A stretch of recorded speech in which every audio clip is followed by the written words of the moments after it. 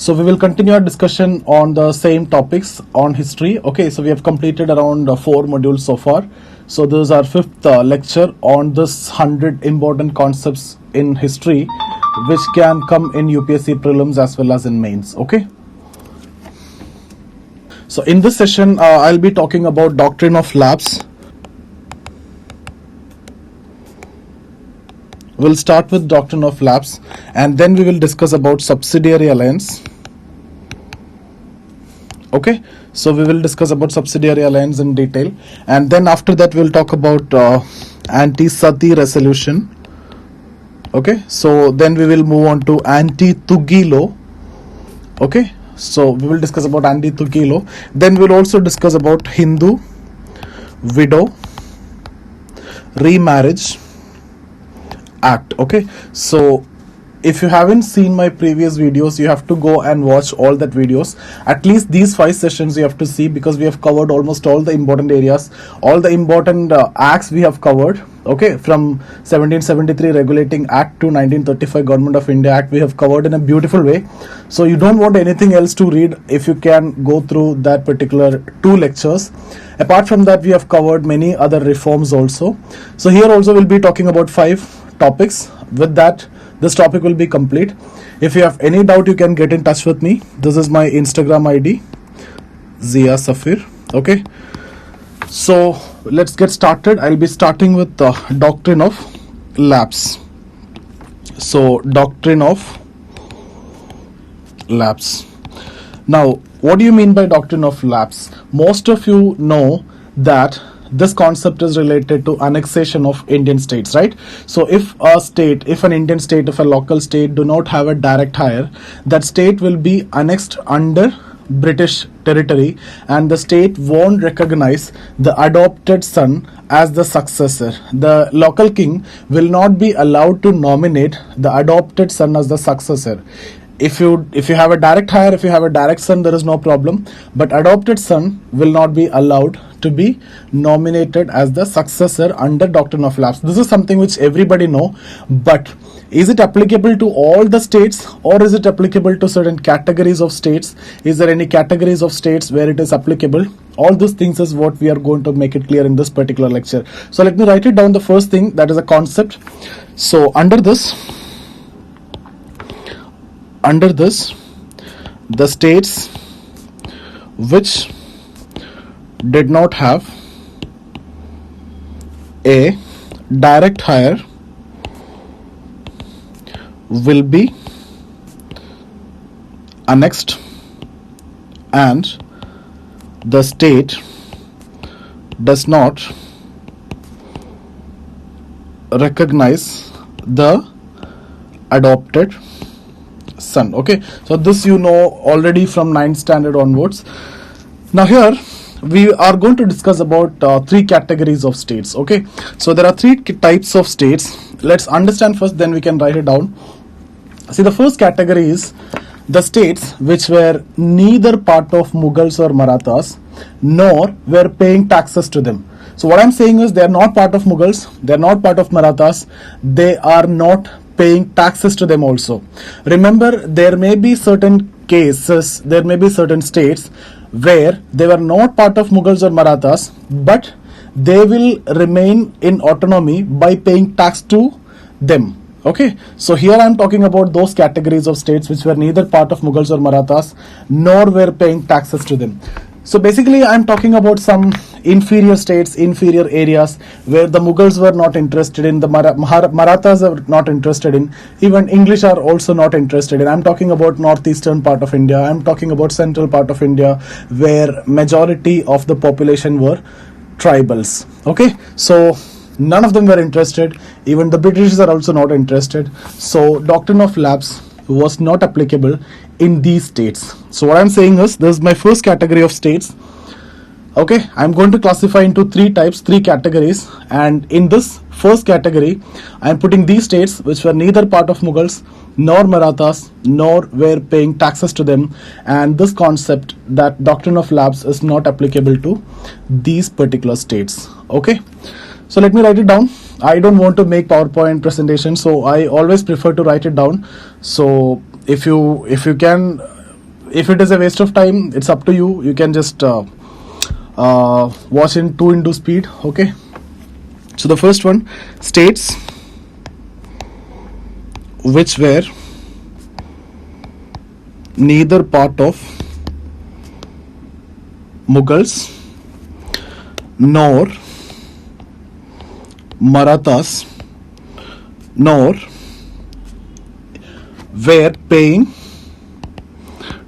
taxes to them. Okay, so this is the first category of states. Such states will not be annexed, and that means they can nominate anyone as their successor, whether adopted son or the direct son or legal son, illegal son, whoever you want, you can nominate them as the successor. So I am completing it. Such states will not be annexed, and they are free to nominate anyone as their successor. So I hope you understood this particular category of state.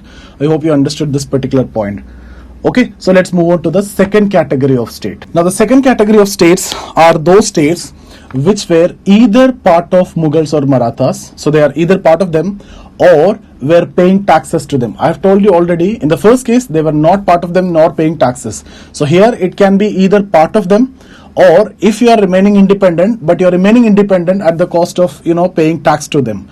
So in such kind of states, if you want to nominate the adopted son as the successor, you have to write a letter to the Governor General and it will be granted automatically. Okay, so basically you have to write a letter to the Governor General. You have to inform the state if you need to nominate the adopted son as the successor. So technically speaking, doctrine of lapse is not applicable in these kinds of states also.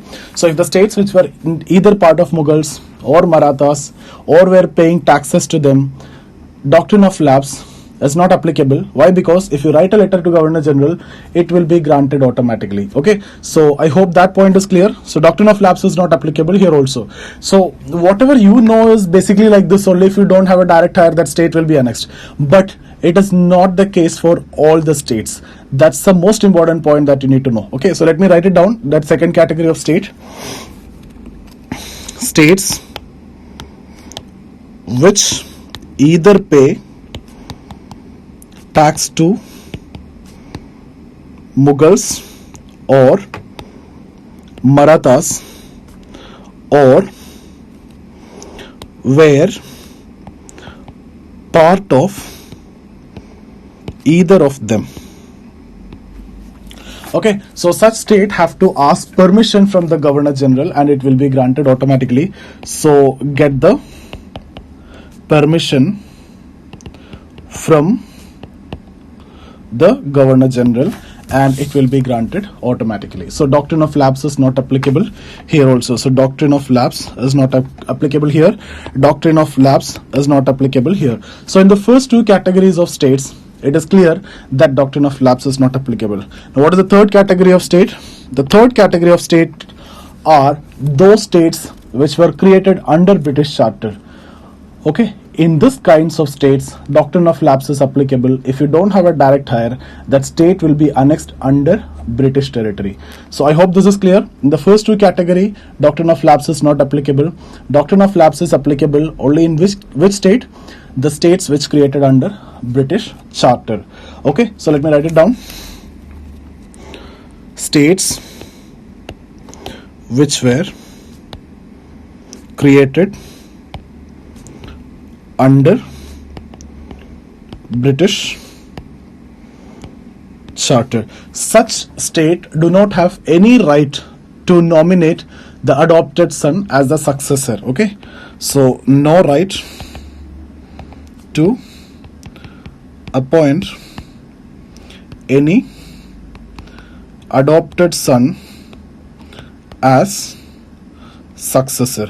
Now it's very controversial in history. So the controversy is basically whether the state is created under British Charter or not. Okay, so forget about that debate. Now let's look into the prelim side, the states which were annexed under this policy, or the states which became the victims of this policy. So the states which annexed under this policy is Satara, okay, then we have Jaipur, okay, then we have Sambalpur, okay, then we have Bhagat, okay, then we have Udaipur, okay, Jhansi and Nagpur. Now 7 states were annexed under doctrine of lapse, and you need to remember the 7 state, you need to remember in the order. They can ask you in a chronological order the year in which it was annexed. They'll give you states in this side and the year in which these are annexed in the other side, and they'll ask you to go for match the following. All these are possible questions, all these were asked before, and these are typical UPSC questions. Okay, they can ask you in a chronological order and match the following, or random questions can be asked from here, which among the following were part of this policy or victims of this policy. So 7 states were there, and if you look into this 7 states, all the 7 states were Hindu states. What do you think will be the reason? The reason, if you remember in our very first discussion that I have done 1 year back in Warren Hastings, okay, you can just go and see that video, Lord Warren Hastings, okay, where I am discussing about this. Actually, among Muslims, adoption is not valid. So they are not going to, adopt, and they are not going to nominate the adopted son as a successor. So it is applicable only in Hindu states. So it doesn't mean that they have not annexed any Muslim states. Okay, you can see Awadh was annexed, and Nawab at that time was Wajid Ali Shah. It was a Muslim state. Okay, or the ruler was Muslim, not Muslim state. So here all these are Hindu states. That means the rulers were Hindus. And why this law is applicable only among Hindus, so only Hindu states were annexed. There is no point in imposing this law on Muslims, because already adoption is not valid among Muslims. So that point has to be very clear to you. So only Hindu states were annexed under doctrine of lapse. So what you need to know is what is doctrine of lapse, and we have discussed that if a state do not have a direct heir, that state will be annexed under British territory, and the state will not recognize the adopted son as the successor, or the state won't allow the state won't allow to nominate the adopted son as the successor. But this is not applicable in all the states. There were types of states, 3 categories of states. The first category is the states which were neither part of Mughals or Marathas, nor paying taxes to them. So no connection with Mughals, Marathas, not in terms of part of them, not paying tax also. Doctrine of lapse is not applicable. Second category, the states which were either part of Mughals or Marathas or were paying tax to them. In those cases, you need to get the permission. So effectively, doctrine of lapse is not applicable there also. And the third category of states, the states which created under British Charter, doctrine of lapse applicable in those states. And these are the 7 states which became the victims of this particular policy. And now the question, ultimately, I should have started with this first. So who implemented this policy? This policy is actually connected. This is D, so it is connected with D, that is Lord Dalhousie. Okay, so Lord Dalhousie. So you can see during Dalhousie time, a lot of things have happened, the very eventful period. Yesterday also we have discussed something. So you can see doctrine of lapse, you can see Second Anglo-Punjab War, you can see introduction of railways, you can see post and telegraph, you can see Widow Remarriage Act, okay, you can see PWD departments, you can see Santhal Rebellion, you will see annexation of Awadh, okay, you can see establishment, a lot of hill stations. All these are actually happened during Dalhousie's period. And that's why you can even call him as the father of modern India. And he have made actually all the reasons for 1857 revolt. Doctrine of lapse is one of the reason, political reason. Annexation of Awadh is also one of the political reason. And after he left in 1857, Lord Canning was a person who was leading the battle against Indians in 1857 revolt. We have already done that discussion on 1857 revolt. So you can go back and you can see that videos as well. Everything was discussed in detail. You don't want any other books to refer if you can watch that particular video. Maybe you take 30 minutes or 35 minutes, but it's worth it. You don't want to read anything apart from that. Okay, every Governor Generals we have covered in that way only. Okay, so let's move on to the next topic.